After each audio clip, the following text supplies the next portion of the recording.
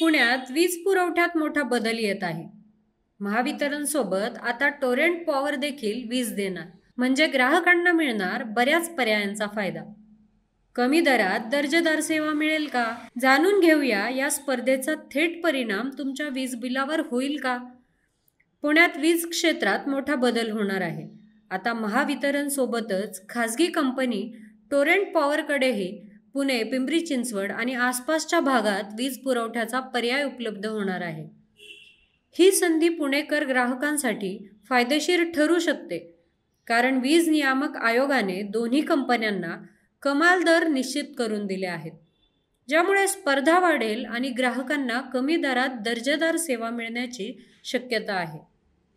पुणे परिमंडळातील सुमारे 36 लाख ग्राहक आणि 1700 कोटींच्या मासिक महसुलावर या बदलाचा मोठा परिणाम होणार आहे. महावितरणसाठी हा मोठा फटका ठरू शकतो, कारण खासगी कंपनींच्या प्रवेशामुळे त्यांना महसुलात घट सहन करावी लागू शकते. ग्रामीण भागात महावितरणचे तोट्याचे क्षेत्र राहिल्यास त्याच्या आर्थिक स्थितीवर परिणाम होईल. राज्य वीज नियामक आयोगाने 22 जुलैला या प्रस्तावावर जनसुनावणी घेणार आहे. या प्रक्रियेत नागरिकांच्या हरकती सूचना मागवल्या जात आहेत. त्यामुळे पुणेकरांनी या प्रक्रियेत भाग घेऊन आपले मत नोंदवणे आवश्यक आहे.